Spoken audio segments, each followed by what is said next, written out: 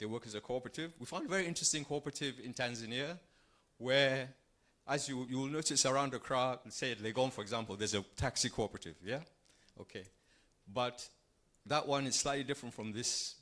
That one, each taxi has got its own owner and its own driver and so on and so forth. The cooperative in in Tanzania is slightly different. It works out of the international airport in Dar es Salaam. The cooperative owns the taxis. The drivers are paid a salary. But they also get a bonus at the end of the year based on how successful they have been. And the drivers collectively decide how that business is run. So it's a novel idea. But what it does and why we support it is that that kind of business, that kind of cooperative can help address the youth unemployment problem on our continent. And I think everybody knows that that is a major problem on our continent. So organizing people to create their own businesses, to produce that are viable, is for us a very important objective. So, we think that organizing cooperatives in Ghana will not be, especially worker cooperatives, will not be the simplest thing you decide to do. But since we are partnering with an organization that has a track record, that is the Credit Union Association of Ghana, and since we're piloting, we're doing a pilot to see what works, we think that if we go slowly enough, we will be able to persuade enough people at least to start. And if they're successful, we think that there's nothing like success as an example. And if others see that something is successful, that they will join into it. So, as I said, this overview is just for you to see where what we're going to discuss today fits in to what we do as an organization. And now I have great pleasure in handing over to Professor Akosua Darkwa, who is Professor of Sociology at the University of Ghana, and who is also a founding member of Cooperation Africa, and who will chair the session today.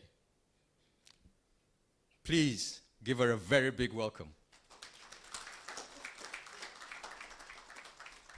Thank you, Adute. Good morning, and thank you, each and every one of you, for taking time out of your schedule to join us for this launch. I'd like to remind us to turn our phones off, maybe not off, put it on silent or vibrate so that for the next 2 hours we can be sure there'll be no interference from conversation. So kindly do that for me.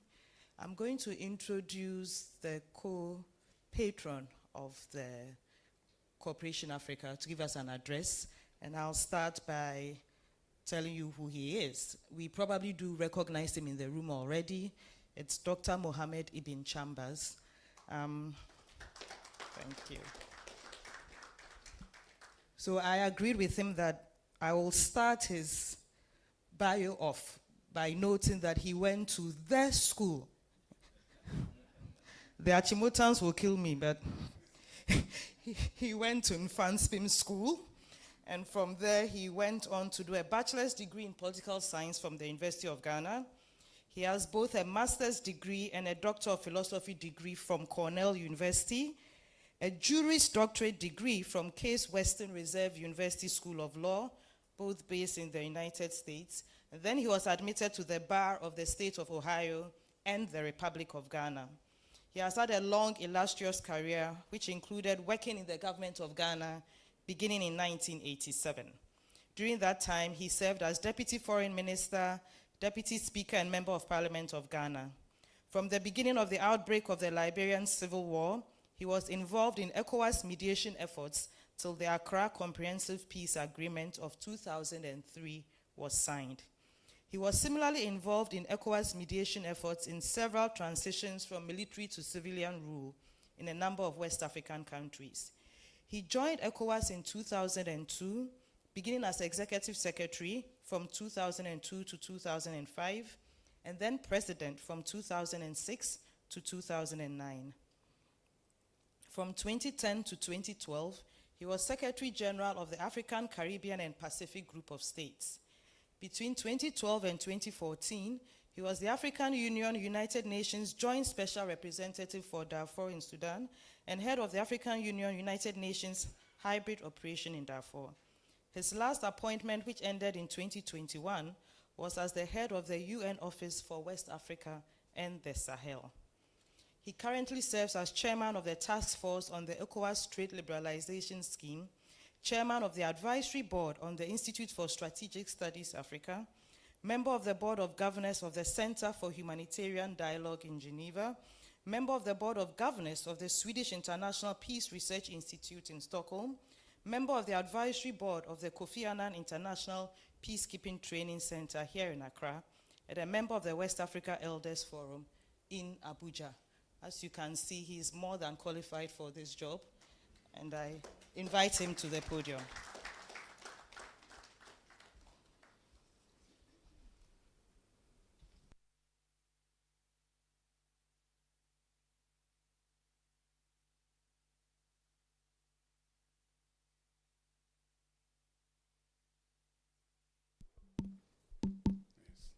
Thank you very much, Prof, for the kind introduction, warm words of introduction. And I noticed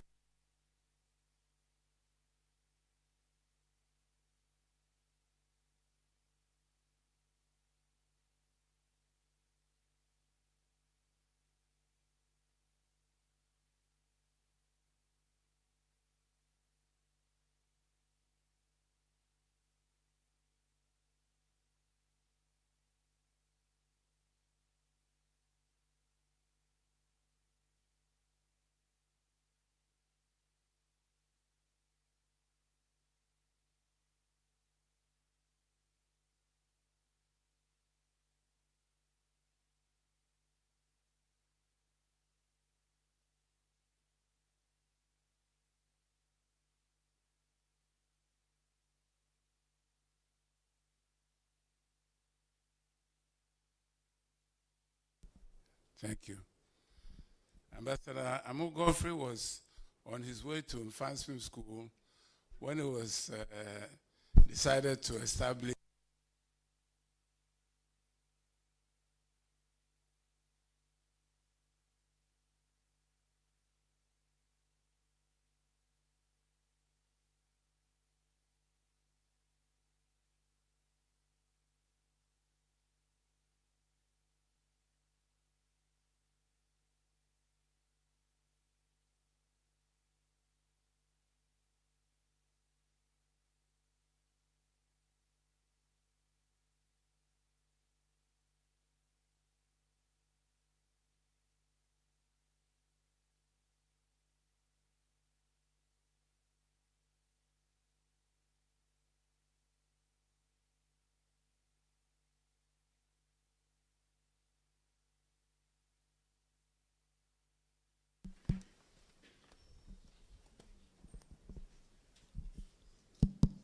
Thank you very much. So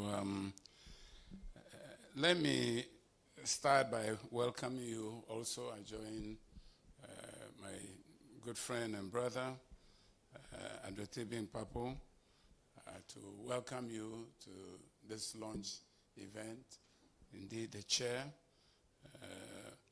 and to say what a pleasure it is for me to be associated with Cooperative Africa.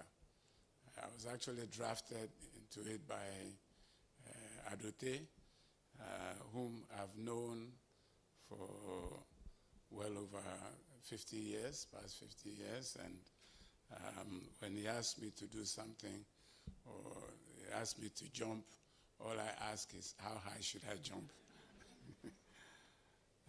I should also recognize Professor Abdul Ghaffar Abdullahi, who will be presenting his impressive report on the Ghana Country Cooperative as lead researcher. The significance of today is that we'll be informed about the methodology, the findings, and recommendations that this research team have put together. And it's my fervent wish that results of the work will help informed decisions that policymakers who regulate the cooperative sector take to make the environment for cooperatives more friendly, more enabling, more enduring. Cooperation Africa has undertaken several activities under its 3 program areas, which, as we have been reminded, are research and advocacy, knowledge sharing, and cooperative financing. The purpose of Cooperation Africa's work in research and advocacy is to investigate the factors affecting cooperatives in African countries.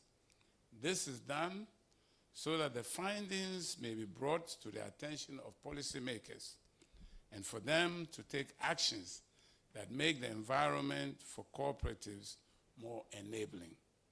It will also allow best practices across the continent to be identified.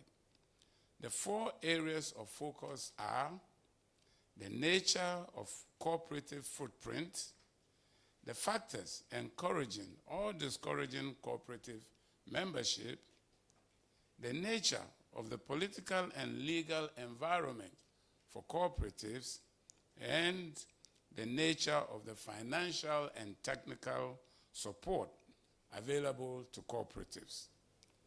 Under its knowledge sharing program, Cooperation Africa publishes a monthly news bulletin about cooperatives in Africa and holds monthly webinars where cooperatives in Africa are provided a platform to share their experiences, challenges, and successes. The focus has been on different types of cooperatives. Nevertheless, there has been special attention paid to what are termed worker cooperatives.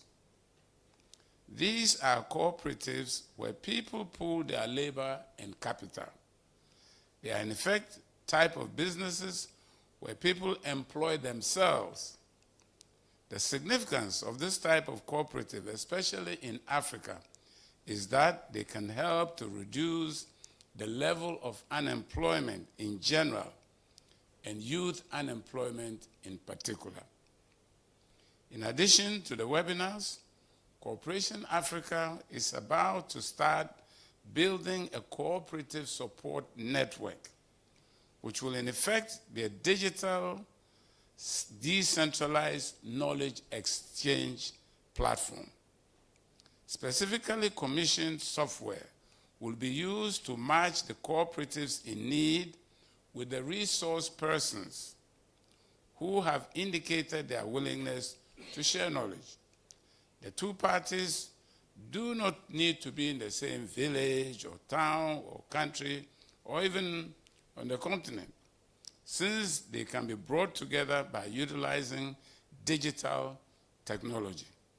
Such a system could help boost the incidence of knowledge sharing among cooperatives on the continent and greatly reduce the cost of organizing training workshops where people have to travel, and you know it's not that easy traveling on our continent, within our countries, or even across between countries.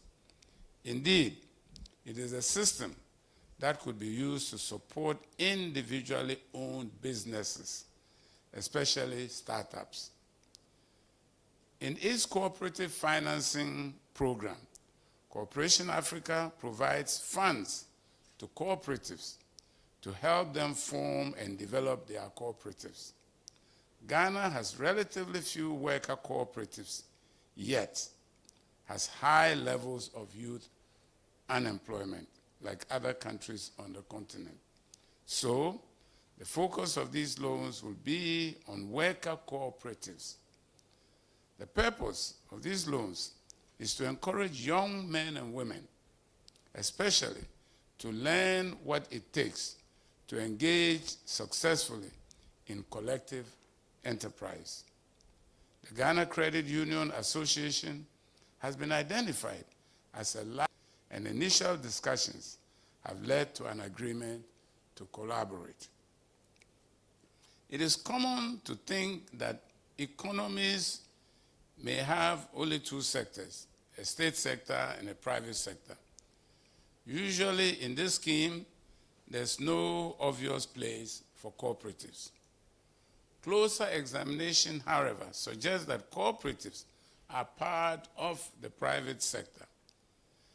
The difference between them and what we are used to considering as private sector is that they are collectives, and they make decisions according to one person, one vote, while the traditional or investor-owned private sector relies on individual enterprise and makes its decisions based on one share, one vote. The decision-making of cooperatives based on a combination of economic and social objectives. The decision-making of cooperatives is based on a combination of economic and social objectives, while the decision-maker or making process of investor-owned firms is usually based on only economic objectives, or what is commonly known as the bottom line. The benefits that cooperatives can bring to a developing economy are also many and varied.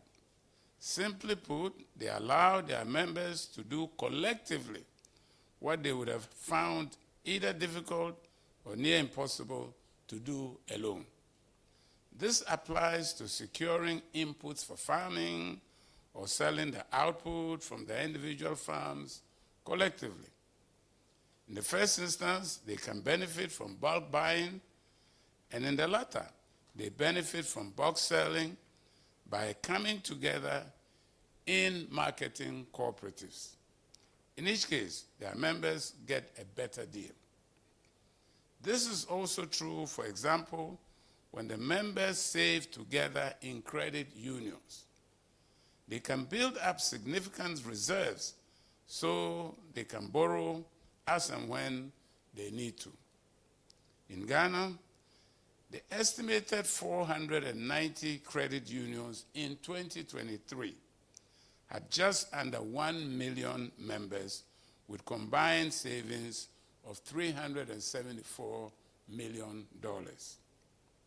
Altogether, Africa in the same year had just under 26,000 credit unions, a total membership of 41 million people, and combined savings of just under $10.5 billion.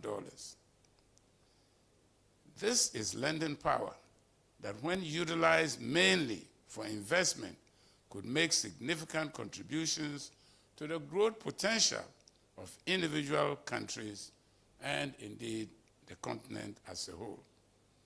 Another advantage that individuals in a cooperative benefit from is the daily practice of democracy, workplace democracy.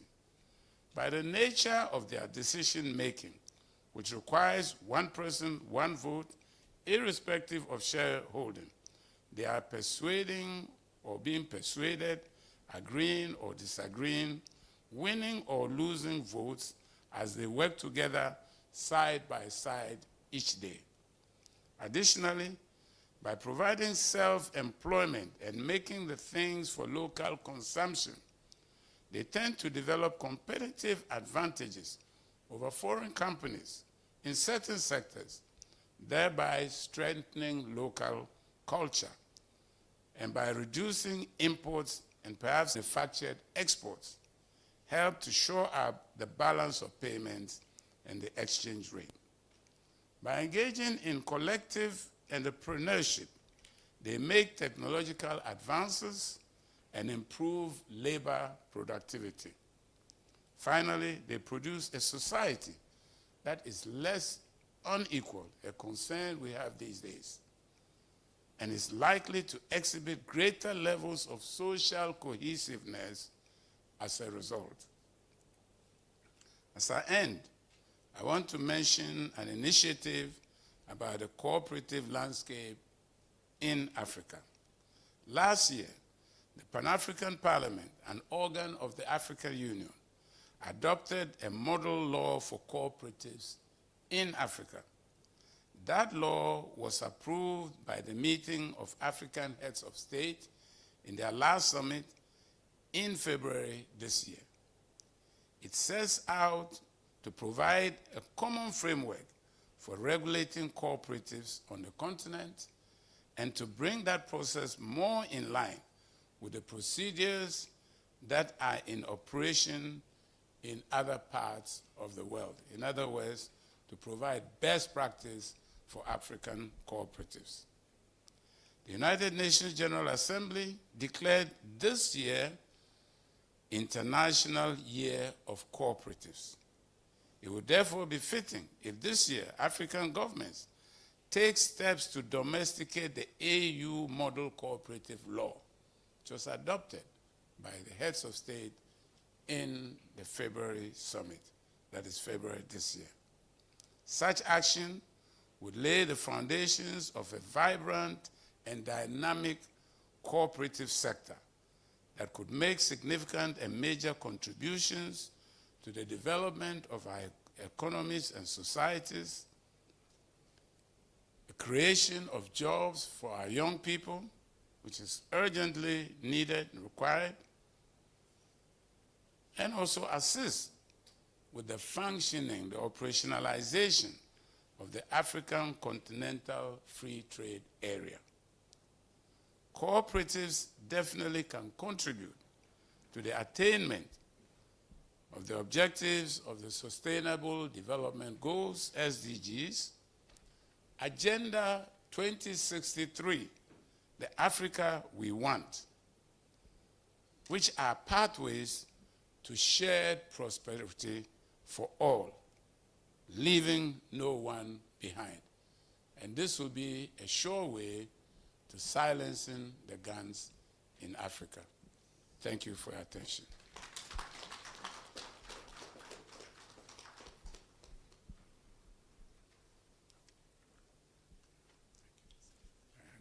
Thank you. Okay, so now we are going to hear about the reports which are to be launched shortly.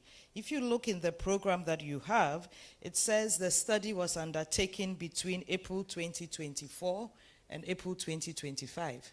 But work for that began before that point. It included members of the executive committee and the academic advisory panel, which include Professor Olufemi Salian-Decker in London, Professor Wycliffe Oboka in Kenya, Professor Mamadou Goita in Mali, and Professor Vishwa Sadgar in South Africa, contributing to determine what exactly will the report consist of.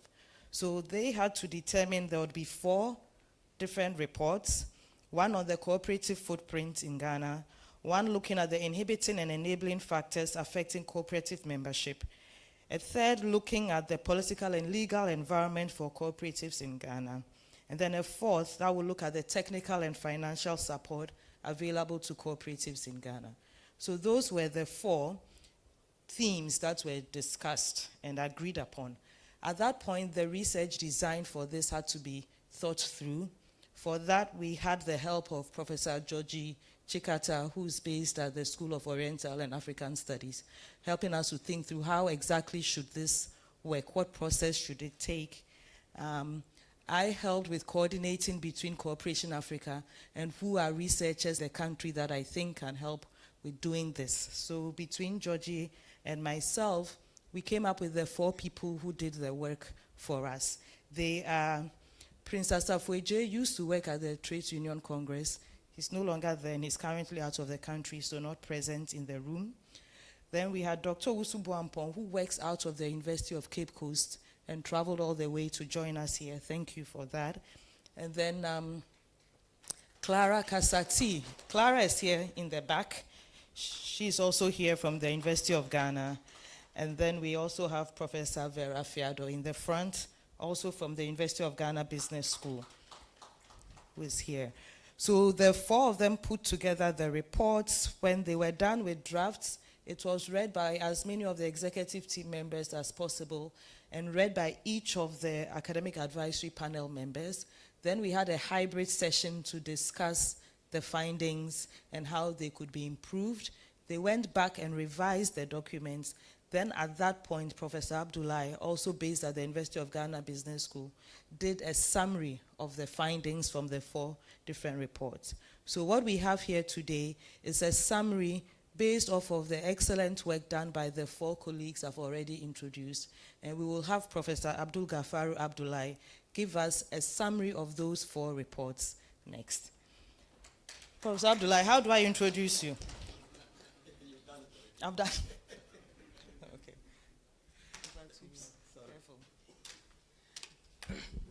Thanks so much, Prof, and thanks everyone. So I'm sure by now you know very well that I am essentially a messenger to convey the findings of a series of studies that had been conducted by a team of experts. We are lucky to have 3 of them in this room who have just been introduced to us. So Prof. Dakwa introduced Dr. Usbon Pong as a lecturer from the University of Cape Coast.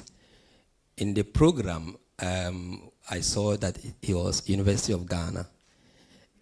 And then he cautioned that if his vice chancellor sees that, they may think he's doing galamsey with the University of Ghana without the knowledge of the university. So let's take notice of that. So these are the team of researchers. Can you please show the slides?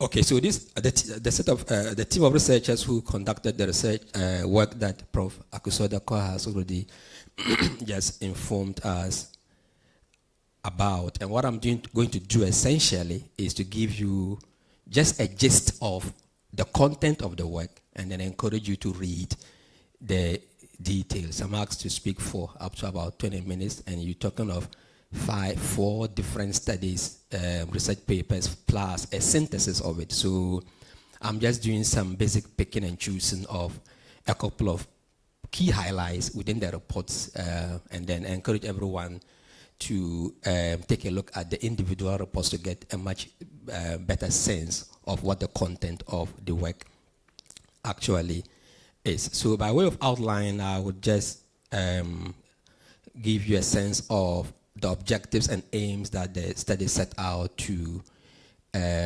achieve, the methodologies that were adopted in conducting the study, some key findings, some key highlights, some of the policy recommendations that are outlined in the reports, and by way of conclusion, some few reflections. I mean, in terms of, for example, some of the challenges that the team encountered and what I personally feel or think of the nature of the current environment in terms of the kind of prospects that we have for promoting cooperatives in our country.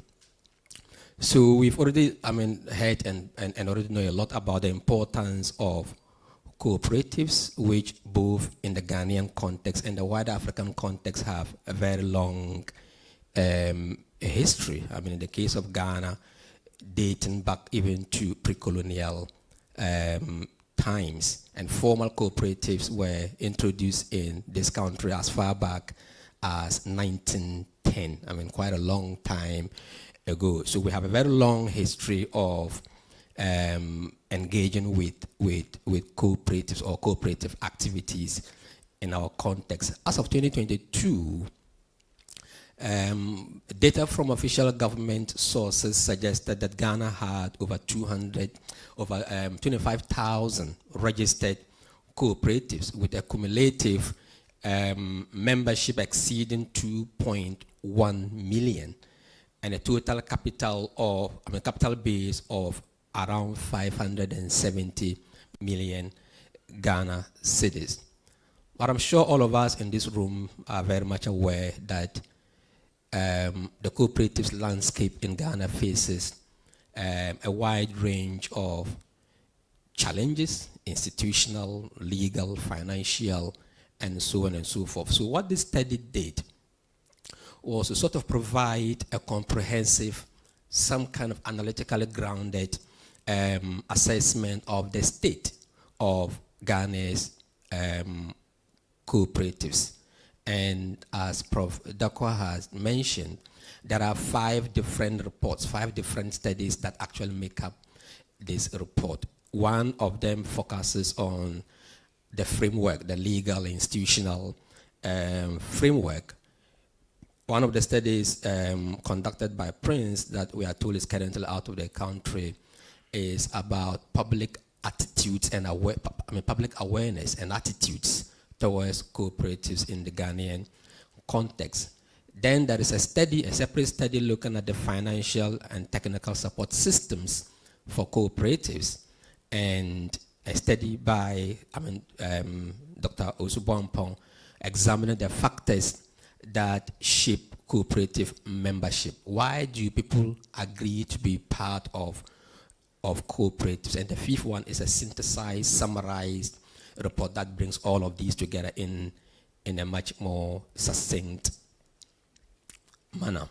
So the overall aim of the studies leading to today's event was to provide a comprehensive assessment of the state of cooperatives in Ghana and offer policy-relevant recommendations for enhancing their effectiveness and sustainability in the context of Ghana.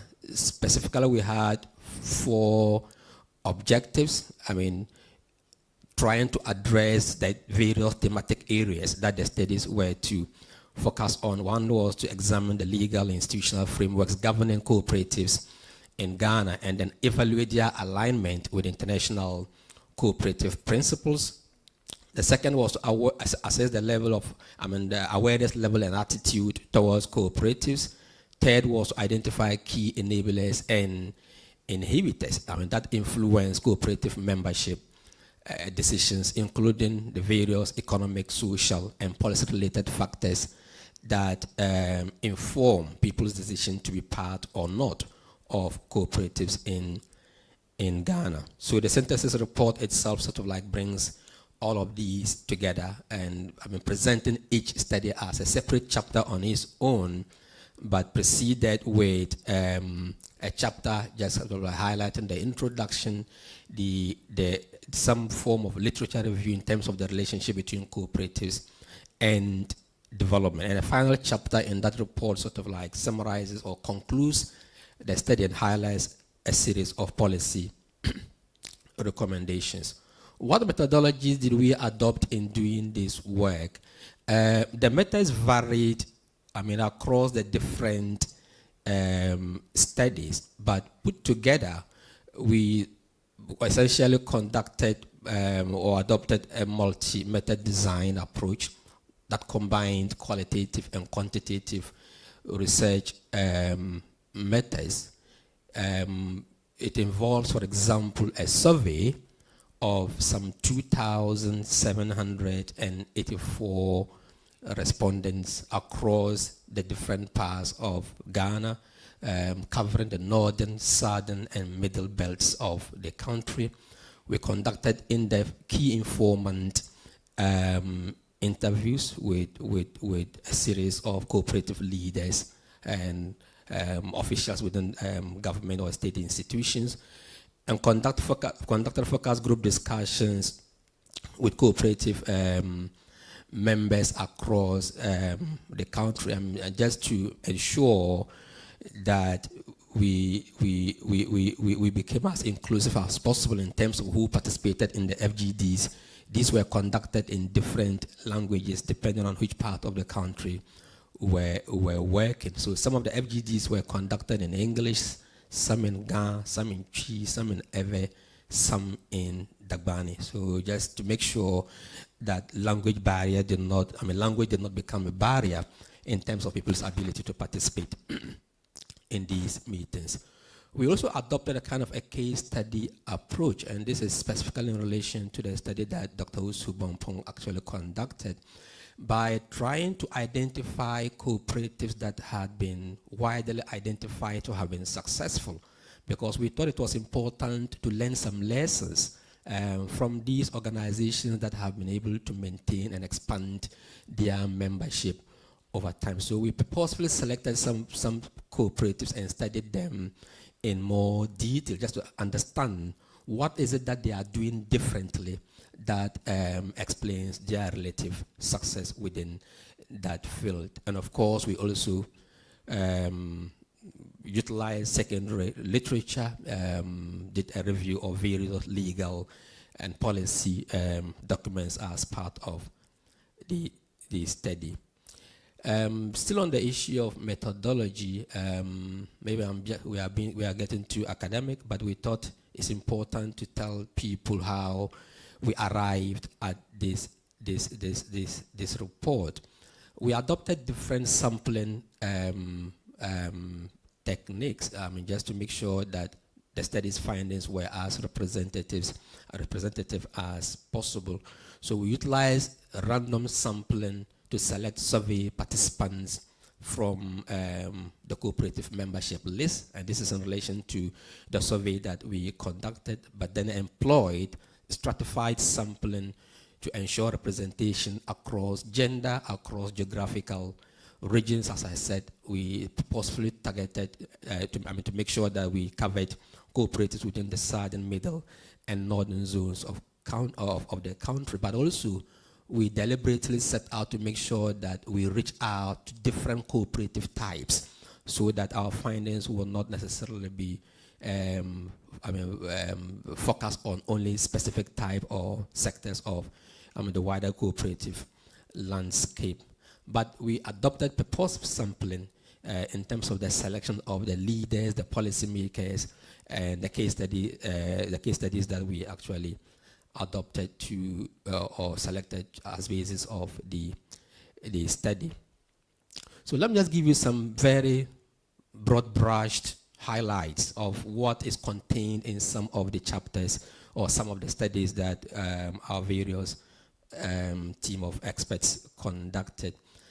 Starting with the legal and the institutional framework, the report highlights the fact that even though we do indeed have a legal framework in place anchored around NLCD 252 of 1968, this law tends to be highly archaic, is not aligned with international cooperative principles, and is inadequate for regulating a modern, diversified cooperative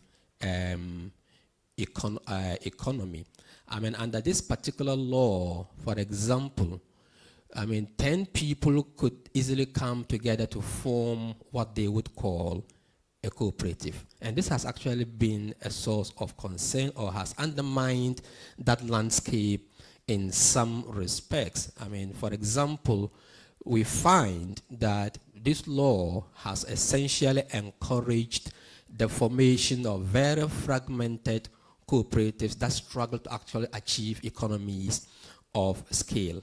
And this is what one of the respondents in the course of our fieldwork, the focus group discussions, made a point that, in quote, if you have 10 people forming a cooperative, chances are that it is likely to fail, because how much resources can 10 people really pool together?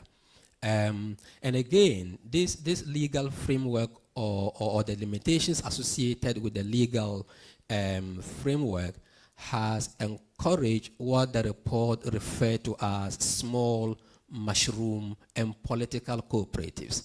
You have situations where people, especially in the cocoa sector, that dominant elites, local elites, or more influential people would easily come together to hardly put together a small group of people with the sole objective of actually benefiting from the distribution of inputs to farmers by various governments. Some of these inputs actually in some cases end up being sold back to the very farmers who were supposed to receive them for free in the first place. And we think this is an issue that can be addressed with a more up-to-date legal framework. The framework also grants too much discretionary powers to cooperative boards in managing assets of these entities, and this has in some instances actually led to some forms of financial mismanagement, because there are no enough restrictions in terms of what board members of cooperatives could do or are not actually capable of doing. The institutional framework is also characterized by a series of challenges. In particular, the key institutions or bodies responsible for the regulation and the provision of support for cooperatives in this country tend to suffer from chronic underfunding, which also means that they are not actually able to perform or undertake their oversight responsibilities enough.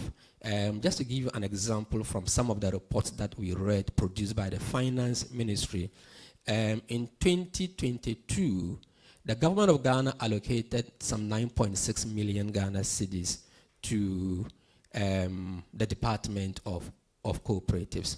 But just about 4% of this amount of money was actually meant for the procurement of goods and services. The rest had to go into salaries. So out of 9.6 million cedis, only 388,000 Ghana cedis was meant to do the real work, and so on and so forth. So what it means essentially is that these budgetary allocations simply went into paying salaries, but as to what is needed to facilitate the effectiveness of these institutions in conducting audits, in conducting their oversight responsibilities, and so on and so forth. And so this chronic underfunding is actually a major challenge that tends to undermine this sector. And insufficient financial resources literally means that field monitoring activities can at best be very, very limited. And again, this is supported by data from official government sources, which suggests, for example, that only 48% of cooperatives in Ghana in 2022 were actually inspected by the Department of Cooperatives. And the department was actually also able to conduct audits of newly established cooperatives for only just about 13% of them. And you would understand, because the resources for undertaking these responsibilities in a much more detailed, diligent manner are just simply not available.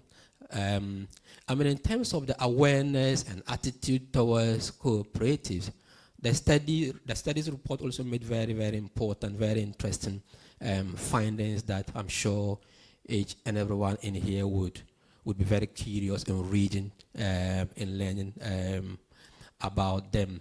But we find in general that public awareness of cooperatives actually varies substantially by region, they vary substantially by age, they vary substantially on the basis of socioeconomic background, even the sector you work, either in the public or private sector. And overall, our findings showed that older people of around 60 years and above, especially in rural residents, exhibited higher awareness and more favorable attitudes or views towards cooperatives than the younger generations. In general, the youth and urban residents more broadly exhibited very lower level of awareness and lukewarm attitudes towards cooperatives. And so we saw very clear evidence of some generational and socioeconomic gaps in engagement as far as both the knowledge and people's attitude towards cooperatives in Ghana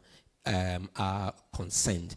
The study on awareness and attitude also actually, employs some quantitative methodologies to estimate, to give us a sense of how different demographic characteristics actually relate to or influence how much people know about these institutions and what the nature of their attitudes towards them is. And overall, the findings showed that employment status, levels of education, where you are located, either in the middle, southern or northern zone, but also sectoral affiliations significantly influence cooperative knowledge and attitudes.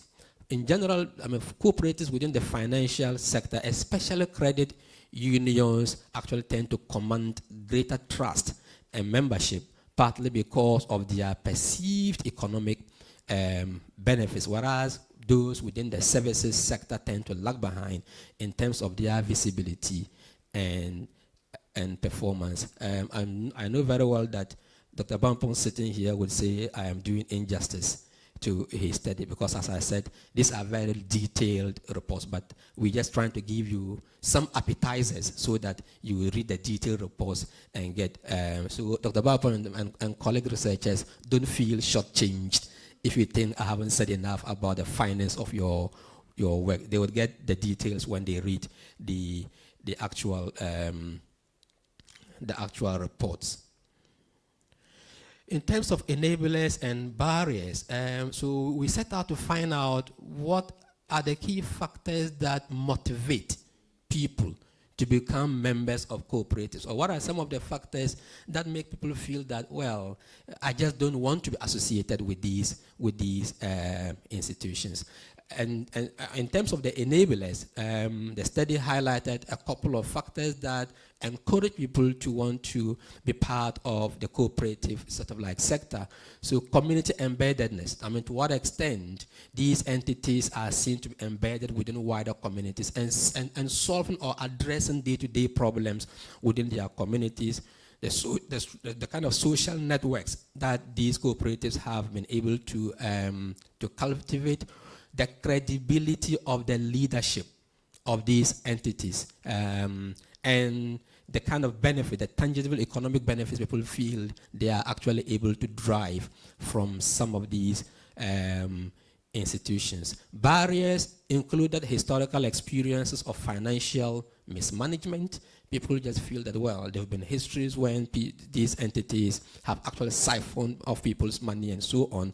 The weak leadership capacity among a lot of the cooperatives that we have. There are some barriers related to gendered norms that also tend to limit women's participation. There are age-related exclusions, and in particular the youth sometimes just don't feel that they belong to these entities because there are also some age-related kinds of barriers, especially when you're talking of leadership positions within these cooperatives, but also poor internal governance structured, and some growing worries, or if you like, disillusionment with the politicized mushroom cooperative that we highlighted earlier.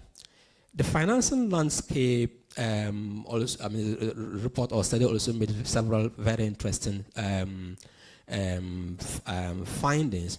We found, for example, that even though agricultural cooperatives are much more numerically dominant, they also actually tend to be the most undercapitalized. And capital mobilization within this landscape tends to be dominated by those operating within the financial sector, financial cooperatives as we refer to them, that actually account for over 96% of cooperative capital. So you see that on the one hand, in terms of numerical dominance, in terms of numbers, you will find a lot more of cooperatives operating within the agriculture sector. But capital mobilization tends to be very limited among these cooperatives and tend to be largely concentrated among those that operate within the financial sector. Government funding for cooperatives, I'm sure we all would agree, tends to be very, very minimal. It's actually also inconsistent, and is not actually, in many cases, well targeted. More established ones tend to get more support than relatively newer sort of like cooperatives. And the landscape is, the funding landscape in general actually is not sufficiently supportive in terms of facilitating the operations of these entities. There are some forms of technical support for cooperatives, but this also tends to be very, very limited, and again tend to benefit those with higher levels of visibility.